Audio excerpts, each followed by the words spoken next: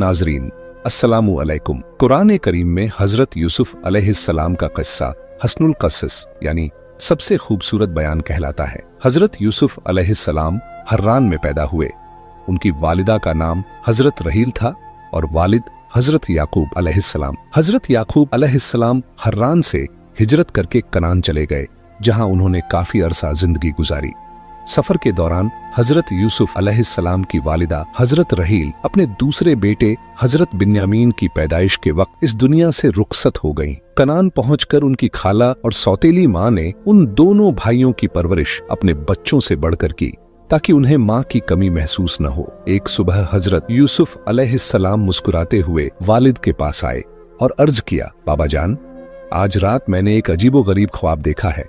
मैंने देखा कि 11 सितारे, चांद और सूरज मुझे सजदा कर रहे हैं। हजरत याकूब अलैहिस्सलाम ने ख्वाब सुनकर फरहत महसूस की और फरमाया, प्यारे बेटे, तुम्हारा ये ख्वाब सच्चा है। ये तुम्हारे रोशन मुस्तकबिल और नबूव्वत की निशानदेही करता है। रब तुम्हें ख्वाबों की तफसीर सिखाएगा और तुम पर अपनी नेमतें उसी तरह पूरी करेगा जैसे पहले तुम्हारे अजदाद हजरत इब्राहिम और हजरत इसहाक पर की। बेशक तुम्हारा परवरदिगार अलीम व हकीम है, लेकिन याद रखो, ये ख्वाब अपने भाइयों से न कहना। मुमकिन है हसद में आकर वो तुम्हारे खिलाफ कोई मंसूबा बना लें। चूंकि हजरत यूसुफ अलैहिस्सलाम और बिन्यामीन की वालिदा का इंतकाल हो चुका था, वो बिन माँ के रह गए थे, इसीलिए हजरत याकूब अलैहिस्सलाम को उनसे बेहद मोहब्बत थी। यही मोहब्बत भाइयों के दिलों में हसद का सबब बनी। सो उन्होंने सोचा कि किसी तरह बाप की तवज्जो यूसुफ से हटाकर अपनी तरफ कर ली जाए। एक दिन वो वालिद के पास आए और बोले, बाबा जान, आप हम पर एतमाद क्यों नहीं करते? हम यूसुफ के खैर ख्वाह हैं। उसे कल हमारे साथ सैर को जंगल ले जाने दीजिए।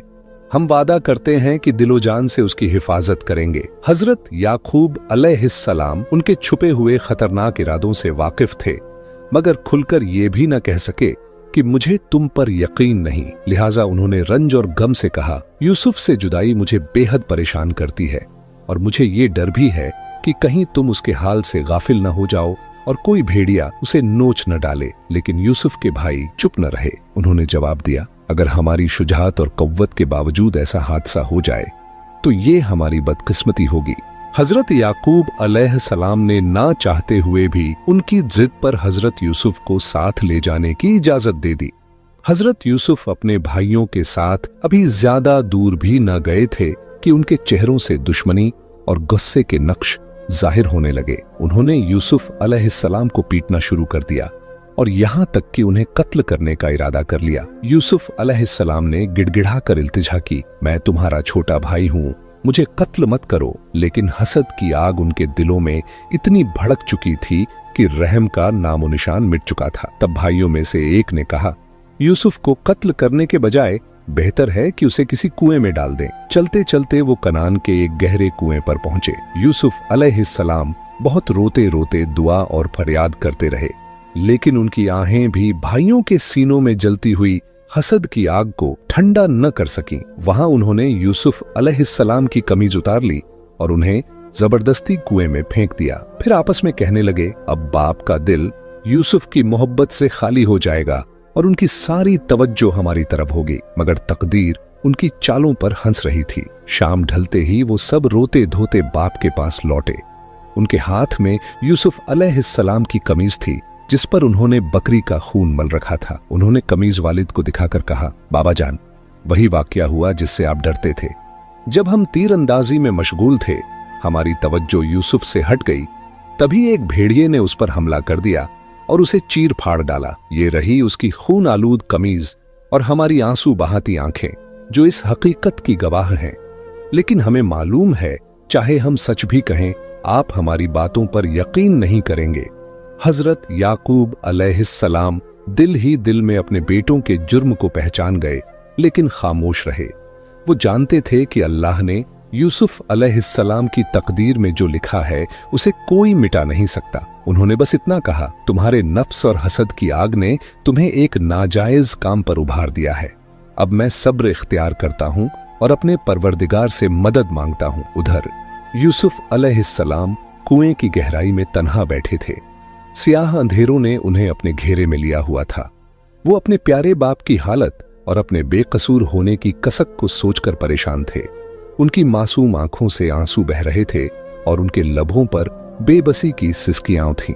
इसी दौरान मिस्र जाने वाला एक काफिला उस सरजमीन पर आ पहुंचा और वहां पड़ाव डाला। उन्होंने पानी भरने के लिए एक गुलाम को कुएं पर भेजा। गुलाम ने डोल कुएं में डाला और जब उसे ऊपर खींचा तो देखा कि पानी की जगह एक हुस्न से रोशन लड़का डोल से लटक रहा है, जिसका चेहरा चांद के टुकड़े जैसा चमक रहा था। गुलाम की हैरत और खुशी का कोई ठिकाना न रहा। उसने ऊंची आवाज में पुकारा, आओ देखो, मैंने कुएं से एक लड़का निकाला है। ये सुनकर काफिले के लोग दौड़कर कुएं के पास जमा हो गए। वो दहशत और हैरत से यूसुफ अलैहिस्सलाम को देखने लगे। फिर उन्होंने फैसला किया कि इस लड़के को मिस्र ले जाकर गुलाम बनाकर बेच दिया जाए। इसी वक्त यूसुफ अलैहिस्सलाम के भाई भी वहां आ पहुंचे ताकि देखें उसके साथ क्या हुआ।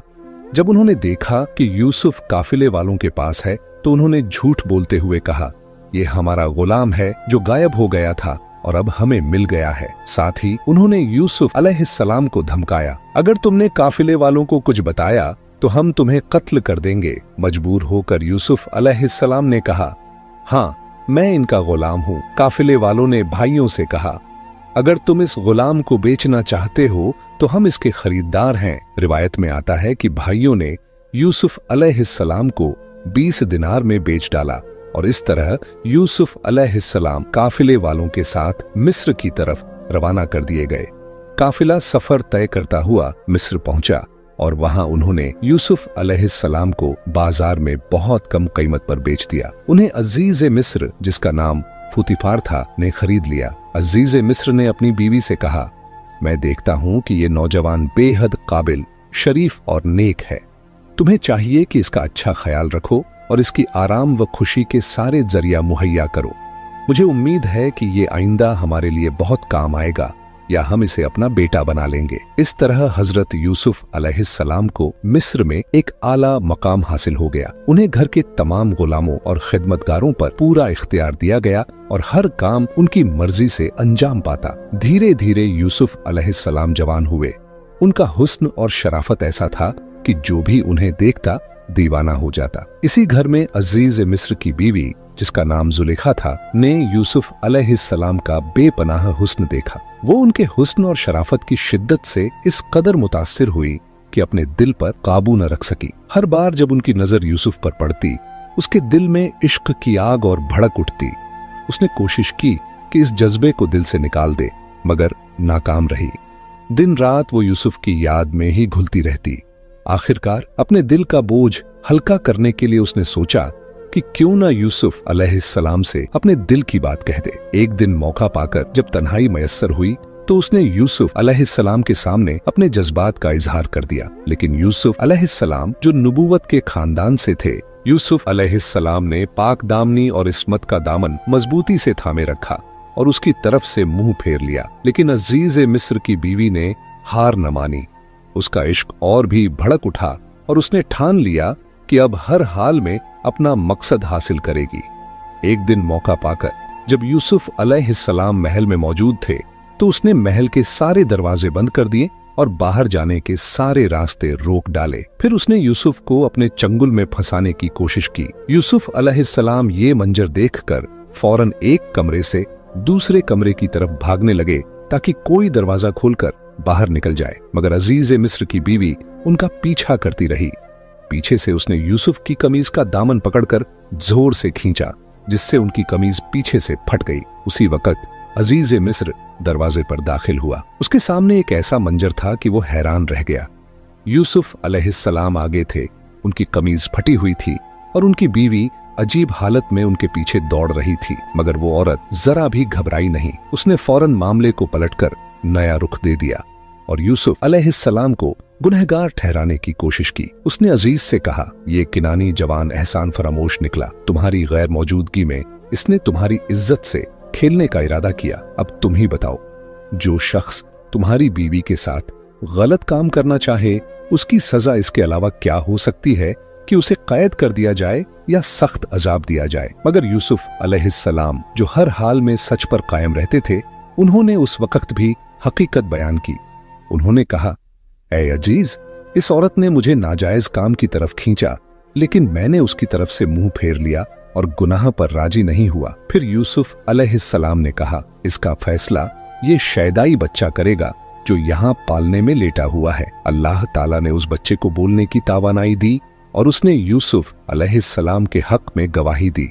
उसने कहा, यूसुफ की कमीज को देखो, अगर वो सामने से फटी है तो यूसुफ गुनहगार हैं, और अगर पीछे से फटी है तो यूसुफ सच्चे हैं। और अजीज की बीवी ने उन पर नाह का इल्जाम लगाया है। जब अजीज मिस्र ने देखा कि यूसुफ अलैहिस्सलाम की कमीज पीछे से फटी है तो वो समझ गया कि इस मामले में यूसुफ का कोई कसूर नहीं। लिहाजा उसने यूसुफ से कहा, ऐ यूसुफ, इस किस्से को यहीं खत्म कर दो और इस वाक़े पर किसी से गुफ्तगू न करना, ताकि लोग हमारे बारे में बातें न करने लगें। फिर उसने अपनी बीवी से मुखातिब होकर कहा, ये तुम्हारा औरतों का मकर है और ये मकर बड़ा ही अजीब है।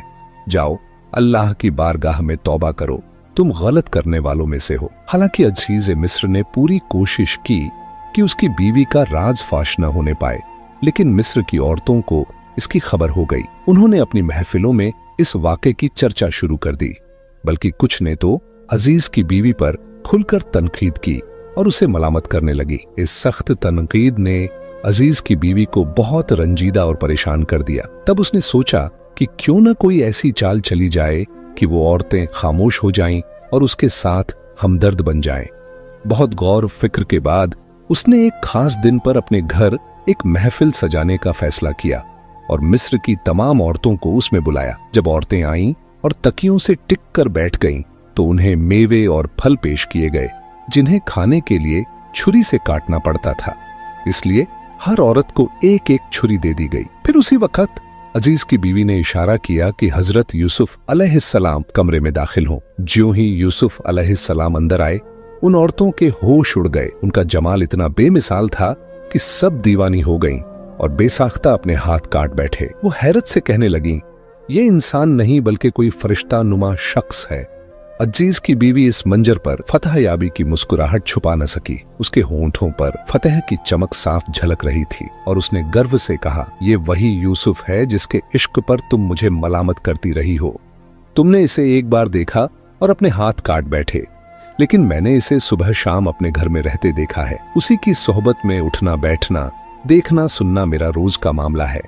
तो भला कैसे ना मैं अपने दिल पर काबू खो बैठती और इससे वस्ल की तलबगार न होती। फिर उसने अपने गरूर और हसरत से कहा, यूसुफ ने तो पाक दामनी को अपना शहार बना रखा है।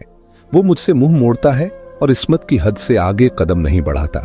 इसके बावजूद मैं उससे अच्छा सलूक करती हूँ, लेकिन अगर ये मेरी बात न मानेगा तो इसे कैद कर दिया जाएगा। दिन गुजरते गए और अजीज मिस्र की बीवी बार बार यूसुफ अलैहिस्सलाम को अपने जाल में फंसाने की कोशिश करती रही, लेकिन उसकी हर कोशिश नाकाम साबित हुई, यहाँ तक कि वो पूरी तरह नाउम्मीद हो गई। दूसरी तरफ यूसुफ अलैहिस्सलाम इस फितने और आजमाइश से बेहद परेशान थे, मगर उन्होंने अल्लाह की बारगाह में सहरा लिया। वो हर वक्त अपने रब से पनाह मांगते और एक मोमिन की तरह सब्र और इस्तिकामत पर कायम रहे। आखिरकार उन्होंने दुआ में हाथ उठाए और अर्ज किया, ऐ मेरे परवरदिगार, कैद खाने का अंधेरा और उसकी तकलीफें मुझे बर्दाश्त हैं, मगर इस औरतों के फितने से बचना उससे भी ज्यादा जरूरी है। अगर तूने उनकी मक्कारी और शर्मनाक हरकतों को मुझसे दूर न किया तो मैं गुनाह के गड्ढे में गिर सकता हूँ और जाहिलों में नाम लिखा जा सकता है। अल्लाह ताला ने यूसुफ अलैहिस्सलाम की दुआ कबूल की और उन्हें इस बहुत बड़े फितने से निजात बख्शी। जब अजीज मिस्र की बीवी यूसुफ से पूरी तरह मायूस हो गई तो उसने शहर की औरतों से शिकायत करना शुरू कर दी। वो कहने लगी, यूसुफ ने मुझे मिस्र की औरतों में बदनाम कर दिया है, मेरी इज्जत को मिट्टी में मिला दिया है। अगर तुम मेरी खोई हुई आबरू वापस दिलाना चाहते हो तो उसे कैद कर दो और मेरे दामन पर लगा हुआ दाग मिटा दो। हालांकि सबूत साफ थे। यूसुफ अलैहिस्सलाम की पाकदामनी सबकी आंखों के सामने थी और उनकी कमीज के बारे में गवाही भी हो चुकी थी, लेकिन अजीज मिस्र फिर भी अपनी बीवी के बहकावे में आ गया और उसने बेगुनाह यूसुफ अलैहिस्सलाम को कैद खाने में डाल दिया। इस तरह अल्लाह ताला ने यूसुफ अलैहिस्सलाम को शैतान के एक बहुत बड़े फितने से बचाया और वो जेल की दीवारों के पीछे पहुंचा दिए गए। जिस दिन यूसुफ अलैहिस्सलाम को कैद खाने में ले जाया गया उसी दिन बादशाह के 2 नौजवान दरबारी भी जेल में डाले गए। उनमें से एक बादशाह का प्याला भरने वाला था और दूसरा उसका नानबाई। उन दोनों पर इल्जाम था कि वो बादशाह को झर देना चाहते थे। दूसरे ही दिन उनमें से एक यूसुफ अलैहिस्सलाम के पास आया और अर्ज किया, मैंने ख्वाब देखा है कि मैं अंगूर का रस निचोड़ रहा हूँ। फिर उसके साथी ने कहा, मैंने भी ख्वाब देखा है कि मैंने कुछ रोटियां अपने सर पर उठाई हुई हैं और परिंदे उन्हें नोच नोच कर खा रहे हैं। उन्होंने हजरत यूसुफ अलैहिस्सलाम से दोनों ख्वाबों की ताबीर पूछी और कहा, आप हमें नेक आदमी मालूम होते हैं और आपके चेहरे पर सच्चाई और नूर साफ झलकता है। यूसुफ अलैहिस्सलाम ने ये देखा कि दोनों आदमी उनकी बात सुनने के लिए दिलचस्पी और तवज्जो रखते हैं। उन्होंने मौका गंवाया नहीं और जेल की तंग दीवारों के बीच दावत ए हक शुरू कर दी। उन्होंने फरमाया, मैं तुम्हारे ख्वाबों की ताबीर तुम्हारे खाना खाने से पहले बता दूंगा। ये इल्म उन इल्मों में से है जो अल्लाह ने मुझे अता किया है। उसने मुझे ख्वाबों की ताबीर करना सिखा दिया है। मैंने उन कौमों से किनारा कर लिया है जो अल्लाह पर ईमान नहीं रखती और आखिरत का इनकार करती हैं, बल्कि मैं अपने बाप दादा हजरत इब्राहिम, हजरत इसहाक और हजरत याकूब के दीन का पाबंद हूँ। हमारे लिए ये झेबा नहीं कि हम अल्लाह के साथ किसी को शरीक ठहराएं। फिर यूसुफ ने उनसे कहा, ऐ मेरे साथियों, तुम ही इंसाफ करो। क्या मुख्तलिफ बनावटी खुदाओं की परस्तिश बेहतर है या उसे एक अल्लाह की इबादत करना जो सब पर गालिब है? जिनकी तुम परस्तिश करते हो वो महज नामी गिरामी हैं, जिन्हें तुम और तुम्हारे बाप दादाओं ने खुदा बना लिया है, जबकि अल्लाह ने उनकी हकीकत की कोई दलील नाजिल नहीं की। इसके बाद कुछ जुमले कहकर हजरत यूसुफ अलैहिस्सलाम ने अपनी बात जारी रखते हुए दोनों कैदियों के ख्वाब की ताबीर बयान की। उन्होंने कहा, ऐ मेरे साथियों, जिसने ख्वाब में देखा कि वो अंगूर निचोड़ रहा है, उसकी ताबीर ये है कि जल्द ही उसे रिहाई मिलेगी और वो अपने पहले वाले ओहदे पर बहाल कर दिया जाएगा। लेकिन जिसने देखा कि उसके सर पर रोटियां हैं और परिंदे उन्हें नोच नोच कर खा रहे हैं, तो उसकी ताबीर ये है कि उसे मौत की सजा दी जाएगी। वो सूली पर लटका दिया जाएगा और परिंदे उसका गोश्त नोच नोच कर खाएंगे। यही है तुम्हारे उन ख्वाबों की ताबीर जिन्हें तुमने मुझसे बयान किया था। इसके बाद यूसुफ अलैहिस्सलाम को ख्याल आया कि इन दोनों में से एक यानी साखी जल्द ही रिहा होकर शाही दरबार में वापस जाएगा। तो उन्होंने उसे ताकीद करते हुए कहा, जब तुम बादशाह के पास पहुंचो तो मेरे बारे में जिक्र करना और मेरी बेगुनाही बयान करना। शायद वो मुझे इस कैद से आजाद कर दे। और वाकई ऐसा ही हुआ। दोनों ख्वाब उसी तरह पूरे हुए। एक को रिहाई मिली और वो अपने काम पर बहाल हो गया, जबकि दूसरे को सूली पर लटका दिया गया। लेकिन अफसोस, वो साथी जिसे रिहाई मिली थी यूसुफ अलैहिस्सलाम को भूल गया। इस वजह से यूसुफ को कई साल और कैद खाने में गुजारने पड़े। एक सुबह जब बादशाह नींद से उठा तो उसने एक अजीब ख्वाब देखा और सख्त परेशान हो गया। उसने अपने दरबार के सारे हाकिमों और दानिशमंदों को बुलाया और कहा, मैंने ख्वाब में देखा कि 7 मोटी ताजा और खूबसूरत गायें नदी से निकलकर चरागाह में चल रही हैं।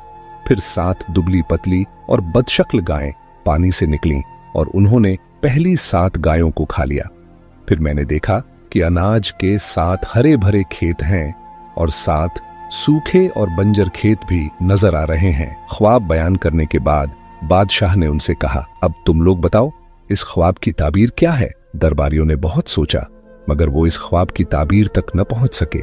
दरबारियों ने लाचार होकर कहा, जो कुछ आपने देखा है वो आपकी बेचैनी का नतीजा है और हम इस कस्म के ख्वाबों की ताबीर नहीं जानते। मगर हकीकत ये थी कि बादशाह का ये ख्वाब अल्लाह ताला ने हजरत यूसुफ अलैहिस्सलाम की रिहाई का जरिया बनाया था। चुनांचे इस ख्वाब ने साखी को यूसुफ अलैहिस्सलाम की याद दिला दी और उसे कैद खाने में बिताए गए वाक़े का ख्याल आया। वो फौरन बादशाह की खिदमत में हाजिर हुआ और अर्ज किया, बादशाह सलामत, आपके कैद खाने में एक बेहद अलीम, रोशन ख्याल और दानिशमंद शख्स मौजूद है जो ख्वाब की ताबीर बताने में माहिर है। अगर इजाजत दें तो मैं तहखाने तक जाकर उससे आपके ख्वाब की ताबीर पूछूं। साखी यूसुफ अलैहिस्सलाम के पास पहुंचा और बोला, मुझे बताइए, अगर ख्वाब में देखा जाए कि 7 दुबली पतली गायें 7 मोटी ताजा गायों को खा जाती हैं और 7 हरे भरे और 7 सूखे खेत भी नजर आते हैं, तो इसकी ताबीर क्या है, ताकि मैं कौम को जाकर इससे बाखबर करूं। हजरत यूसुफ अलैहिस्सलाम, जो अल्लाह के भेजे हुए पैगंबर थे, उन्होंने न सिर्फ बादशाह के ख्वाब की ताबीर बयान की, बल्कि लोगों को निजात और खुशहाली की तरफ भी रहनुमाई की। उन्होंने फरमाया, मिस्र में 7 साल तक बहुत बरकत और नेमतें होंगी, जमीन भरपूर फसल देगी और लोग गल्ले से मालामाल हो जाएंगे। मगर इसके बाद 7 साल सख्त कहत और तंगी के आएंगे, जब पिछले सालों का बचाया हुआ गल्ला ही काम आएगा और लोग शदीद परेशानियों से दो चार होंगे। अगर तुम चाहते हो कि इन सख्त सालों से बच सको तो जरूरी है कि पहले 7 सालों में ज्यादा से ज्यादा गल्ला उगाओ, उसमें से जितनी जरूरत हो उतना इस्तेमाल करो और बाकी को बोरी बोरे करके खजानों में जखीरा कर लो, ताकि जब कहत के दिन आए तो वही गल्ला लोगों के काम आ सके। जब बादशाह ने अपने ख्वाब की ये ताबीर सुनी तो उसका चेहरा खिल उठा और उसके दिल से परेशानी दूर हो गई। वो समझ गया कि ये ताबीर किसी बहुत ही अक्लमंद और सच्चे आदमी ने बयान की है। चुनांचे उसने हुक्म दिया, यूसुफ अलैहिस्सलाम को मेरे पास ले आओ, ताकि मैं उनसे जिंदगी की परेशानियों और मुश्किलात में मदद ले सकूं और उनके नजरिए से फायदा उठाता रहूं। शाही नुमाइंदे यूसुफ अलैहिस्सलाम को जेल से रिहाई दिलाने पहुंचे, लेकिन यूसुफ अलैहिस्सलाम ने फौरन बाहर आने से इनकार कर दिया। हालांकि उस वक्त उनके लिए आजादी की बहुत अहमियत थी, क्योंकि वो सालों से कैद खाने की तंग और घुटन भरी फिजा में जिंदगी गुजार रहे थे। उन्होंने न खुले आसमान के सूरज, चांद और सितारों को देखा था, न आराम से सो पाए थे और न ढंग का खाना खाया था। मगर इसके बावजूद वो इस पर राजी न हुए कि उन्हें महज माफी के तौर पर रिहा कर दिया जाए। उन्होंने कहा, मैं तब तक जेल से बाहर नहीं आऊंगा जब तक बादशाह मेरे बारे में तहकीकात न कर ले, मेरी बेगुनाही साफ तौर पर साबित न हो जाए। बादशाह से कहो कि वो मिस्र की औरतों से पूछे उन्होंने अपने हाथ क्यों काटे थे और मुझे किस वजह से तंग किया था। शाही नुमाइंदे ने लौटकर बादशाह को यूसुफ अलैहिस्सलाम की ये बात बताई। बादशाह ने हुक्म दिया कि मिस्र की वो औरतें जिनके नाम यूसुफ अलैहिस्सलाम ने बताए थे दरबार में बुलाए जाएं। जब उनसे हाथ काटने के बारे में पूछा गया तो हकीकत बयान करने के सिवा उनके पास कोई चारा न था। सबने खुलकर गवाही दी, यूसुफ बेगुनाह हैं। अजीजे मिस्र की बीवी ने भी सच्चाई का इकरार कर लिया और अल्लाह की कसम खाते हुए कहा कि यूसुफ अलैहिस्सलाम पाक दामन हैं और उसने खुद ही उन्हें फंसाने की कोशिश की थी। इस तरह हजरत यूसुफ अलैहिस्सलाम इज्जत और सच्चाई के साथ कैद खाने से बाहर निकले। आजाद होने के बाद उन्हें बादशाह के महल में लाया गया। बादशाह बेसब्री से उनकी मुलाकात का मुंतजिर था। जब यूसुफ अलैहिस्सलाम दरबार में दाखिल हुए तो बादशाह ने उनसे देर तक बातें की। उसने उन्हें अक्लमंद, रोशन जहन और काबिल पाया। तब बादशाह ने कहा, ऐ यूसुफ, अब तुम्हारा हमारे दिल में बहुत बड़ा मकाम है। हम तुम पर पूरा पूरा भरोसा करते हैं। तुम जो ओहदा चाहो हम तुम्हें वहीं दे देंगे। यूसुफ अलैहिस्सलाम ने अर्ज किया, आप मुझे अन्न और खुराक का नाजिम बना दीजिए, क्योंकि मैं इस काम को ईमानदारी और तदबीर के साथ अंजाम दे सकता हूँ। फौरन बादशाह ने फरमान जारी किया कि मुल्क के सारे दरबारी और ओहदेदार यूसुफ अलैहिस्सलाम की इज्जत करें और उनके हुक्म को शाही हुक्म समझें।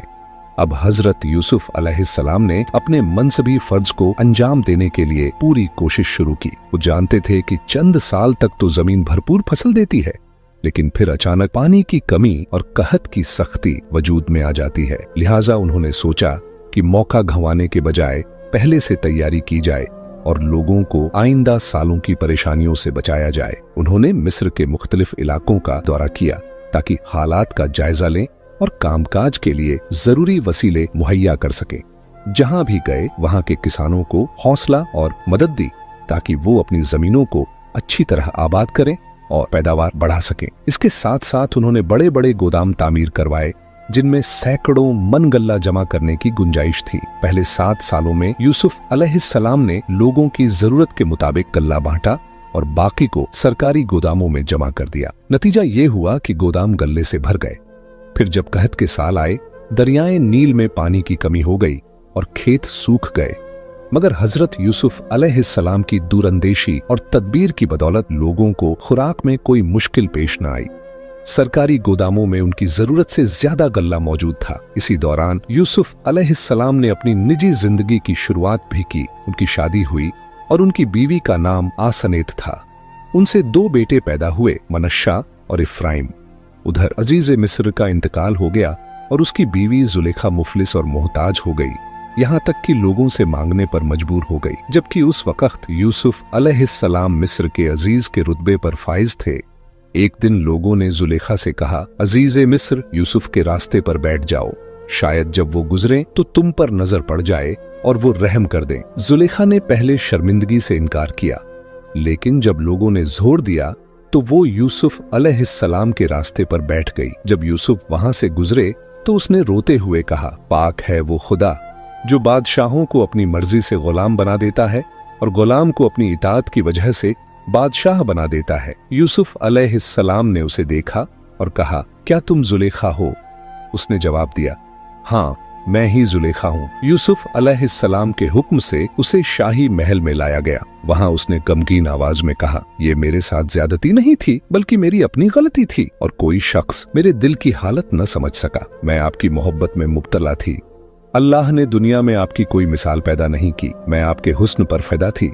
मिस्र में मुझसे ज्यादा मकबूल औरत कोई न थी, न ही मेरे बराबर दौलत किसी के पास थी, लेकिन मेरा शौहर नामर्द निकला। यूसुफ ने पूछा, अब तुम्हारी क्या हालत है? जुलेखा ने कहा, मैं चाहती हूँ कि आप दुआ कीजिए, अल्लाह मेरी जवानी लौटा दे। अल्लाह ताला ने उसकी दुआ कबूल की और उसे फिर से जवान और हसीन बना दिया, यहाँ तक कि वो बिल्कुल कुंवारी लड़की जैसी हो गई। फिर अल्लाह के हुक्म से हजरत यूसुफ अलैहिस्सलाम ने उससे निकाह किया और उसे अपनी मोहतरमा बना लिया। धीरे धीरे हजरत यूसुफ अलैहिस्सलाम की हिकमत और रहनुमाई से मिस्र की हुकूमत ने इतनी तरक्की की कि उसका दायरा फलस्तीन और कनान तक फैल गया।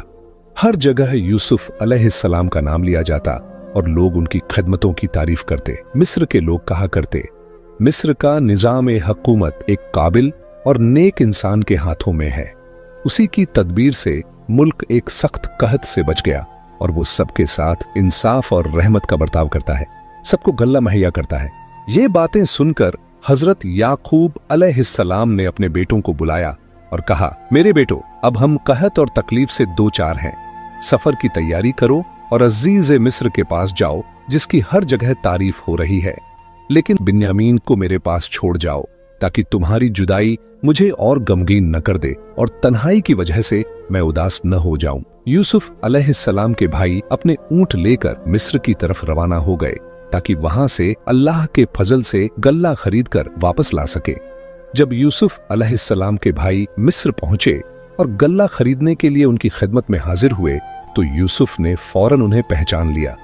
लेकिन वो उन्हें पहचान न सके, क्योंकि उन्हें यकीन ही न था कि यूसुफ अलैहिस्सलाम अभी जिंदा होंगे। इसके अलावा वक्त के गुजरने से उनके चेहरे में भी कुछ तब्दीलियां आ चुकी थीं। यूसुफ अलैहिस्सलाम अपने भाइयों को देखकर बहुत खुश हुए, लेकिन जब ये देखा कि उनका सगा भाई बिन्यामीन उनके साथ नहीं है, तो उनका दिल उदास हो गया।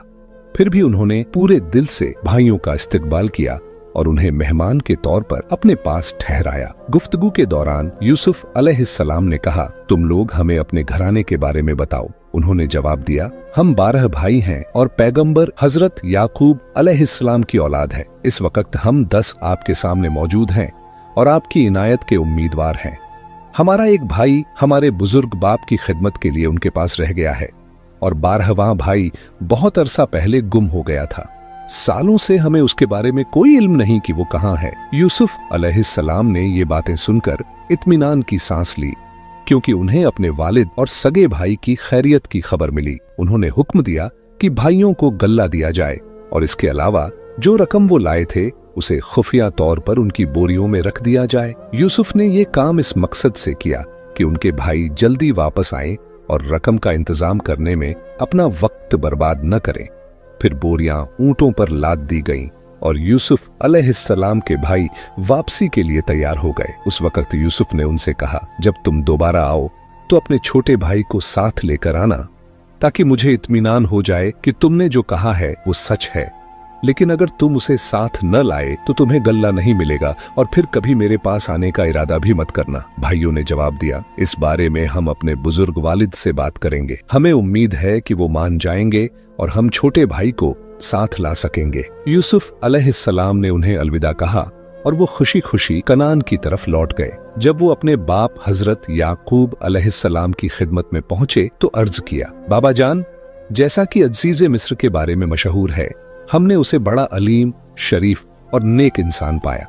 उसने हमारी बहुत इज्जत की, हमारा पूरा ख्याल रखा और हमें बहुत सहूलतें दी। लेकिन साथ ही उसने हमसे ये वादा लिया है कि हम अपने छोटे भाई बिन्यामीन को भी साथ लेकर जाएं, ताकि उसे यकीन हो जाए कि हमने जो कुछ कहा है वो सही है। हमारा मिस्र का सफर सिर्फ गल्ला हासिल करने के लिए था और किसी मकसद के लिए नहीं। ये सुनकर हजरत याकूब अलैहिस्सलाम ने फरमाया, मैं तुम्हें बिन्यामीन को साथ ले जाने की इजाजत हरगिज नहीं दूंगा। क्या तुम चाहते हो कि मेरे साथ वही करो जो पहले यूसुफ के साथ कर चुके हो? नहीं, बस मुझे मेरे हाल पर छोड़ दो और मुझ पर जबरदस्ती मत करो। फिर जब उन्होंने गल्ले की बोरियां खोली तो देखा कि जो रकम वो घर से लेकर गए थे वो भी उनमें रखी हुई है। ये देखकर वो खुश होकर अपने बाप के पास आए और बोले, बाबा जान, हमने झूठ नहीं कहा था। जरा अजीज मिस्र की इनायत देखिए, उसने हमारी अदा की हुई रकम भी अपने पास नहीं रखी बल्कि हमें वापस लौटा दी। लिहाजा आप गम न करें और हमारे भाई को हमारे साथ भेज दीजिए। हम दिलो जान से उसकी हिफाजत करेंगे और उसे सही सलामत आपके पास वापस ले आएंगे। जब हजरत याकूब अलैहिस्सलाम ने देखा कि उनके बेटों को गल्ले की सख्त जरूरत है और वो मिस्र जाने के लिए बेचैन हैं, इसके अलावा वो पहले ही अजीज मिस्र से वादा कर चुके थे कि छोटे भाई बिन्यामीन को साथ लाएंगे। इन हालात को देखते हुए उन्होंने आखिरकार इजाजत दे दी कि बिन्यामीन उनके साथ मिस्र चला जाए। लेकिन साथ ही उन्होंने उनसे वादा लिया कि बिन्यामीन को हर हाल में सही सलामत वापस ले आएंगे, सिवाय इसके कि कोई ऐसा हादसा पेश आ जाए जिसमें उसकी हिफाजत करना उनके बस में न रहे। सब भाइयों ने इस वादे पर अल्लाह को गवाह ठहराया और बिन्यामीन को साथ लेकर मिस्र रवाना हो गए। हजरत याकूब अलैहिस्सलाम ने उन्हें हिदायत की, जब मिस्र पहुंचो तो सब एक ही दरवाजे से दाखिल मत होना बल्कि अलग अलग दरवाजों से दाखिल होना। शायद उनका मकसद ये था कि उनके बेटे नजर ए बद से महफूज रहें और ये भी कि लोग उन पर शक न करें कि ये सब एक साथ दाखिल होकर कोई जासूसी या चोरी डकैती का इरादा रखते हैं। जब वो मिस्र पहुंचे तो दूसरी बार हजरत यूसुफ अलैहिस्सलाम से मुलाकात हुई। उन्होंने बिन्यामीन को अपने सामने देखा तो उनके दिल में खुशी की लहर दौड़ गई। उन्होंने हुक्म दिया कि दोपहर के खाने के लिए ज्यादा खाना तैयार किया जाए ताकि सब मिलकर खाएं। दोपहर के वक्त यूसुफ अलैहिस्सलाम अपने भाइयों को घर ले गए और उन्हें दो दो करके दस्तरख्वान पर बिठाया। बिन्यामीन अकेले रह गए तो उनका दिल भर आया और रोते हुए कहने लगे, अगर आज मेरा भाई यूसुफ जिंदा होता तो मैं अकेला न बैठता। यूसुफ अलैहिस्सलाम ये सुनकर तड़प उठे। उन्होंने बिन्यामीन को अपने पास बिठाया और दोनों ने मिलकर खाना खाया। जब रात हुई तो यूसुफ ने भाइयों को दो दो करके अलग अलग कमरों में ठहराया और बिन्यामीन को अपने पास रखा। उस वक्त यूसुफ ने कहा, क्या तुम ये पसंद करोगे कि यूसुफ की जगह मैं तुम्हारा भाई बन जाऊं? बिन्यामीन ने जवाब दिया, आप जैसे भाई का होना फख्र की बात है, लेकिन सगा भाई कहाँ मिल सकता है।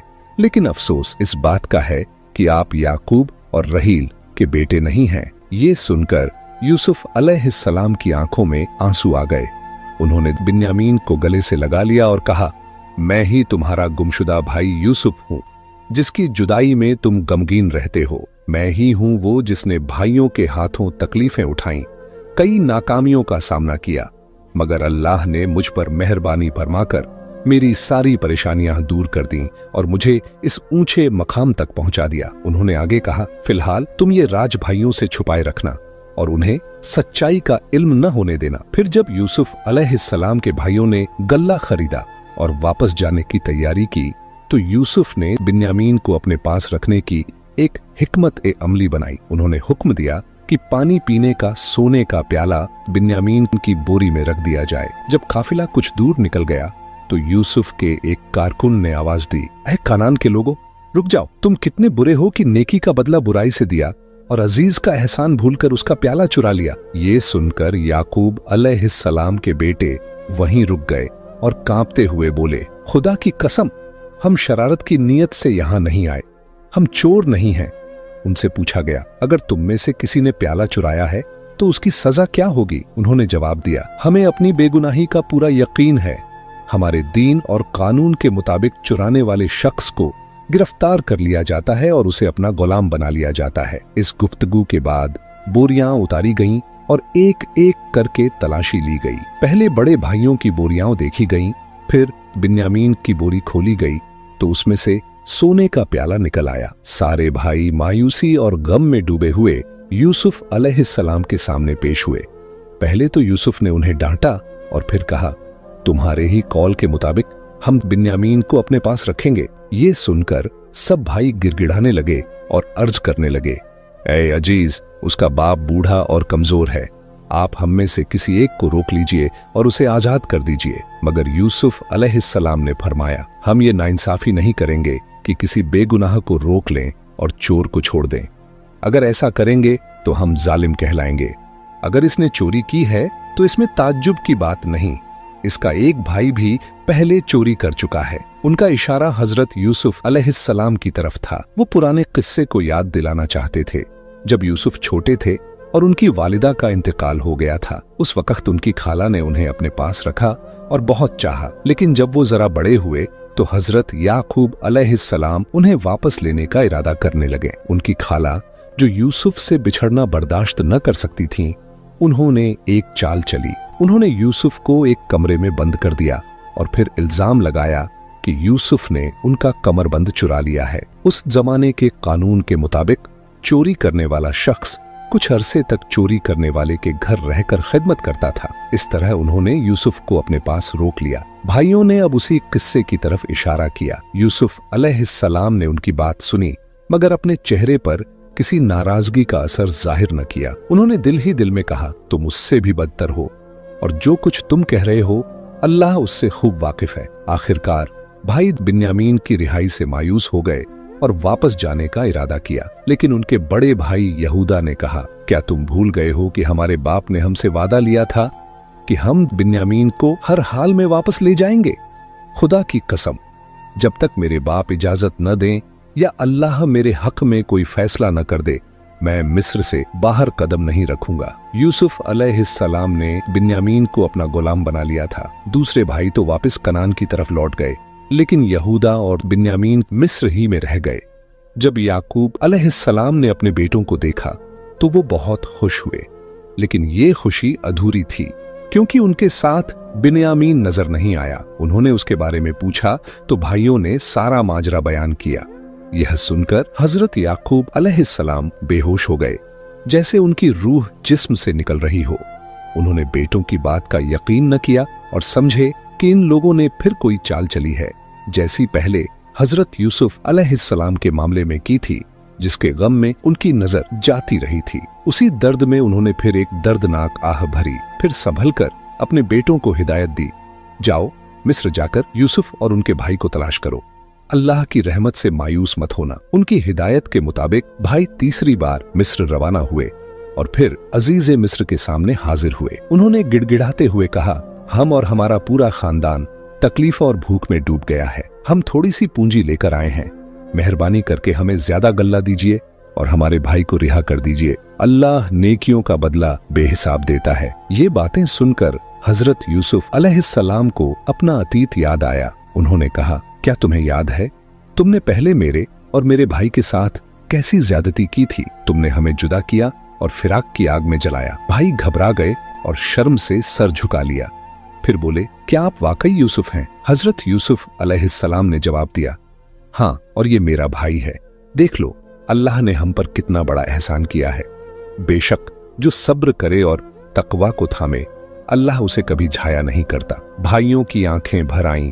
उन्होंने माफी मांगी। यूसुफ अलैहिस्सलाम ने फरमाया, डरने की जरूरत नहीं, उम्मीद है अल्लाह तुम्हारे गुनाह बख्श देगा। फिर उन्होंने अपने भाइयों से पूछा, मेरे वालिद का क्या हाल है? उन्होंने बताया कि वह अब बहुत बूढ़े और कमजोर हो गए हैं, रो रो कर आंखों की रोशनी तक खो बैठे हैं। इस पर यूसुफ अलैहिस्सलाम ने कहा, ये मेरी कमीज ले जाओ और मेरे वालिद के चेहरे पर रखो, उनकी आंखें फिर से रोशन हो जाएंगी। फिर तुम सब यहाँ आ जाओ। भाई कमीज लेकर रवाना हुए। अभी काफिला मिस्र से ज्यादा दूर न निकला था कि हजरत याकूब अलैहिस्सलाम ने फरमाया, मुझे यूसुफ की खुशबू आ रही है। आसपास के लोगों ने कहा, खुदा की कसम, आप अब भी वही पुरानी मोहब्बत में हैं। अगर तुम मुझको बुजुर्गी का इल्जाम न दो तो मैं कहूँ कि यह वही है। कुछ देर में खुशखबरी लेकर लोग पहुंच गए। उन्होंने कमीज याकूब अलैहिस्सलाम के चेहरे पर डाल दी। उनकी आंखें फिर रोशन हो गईं।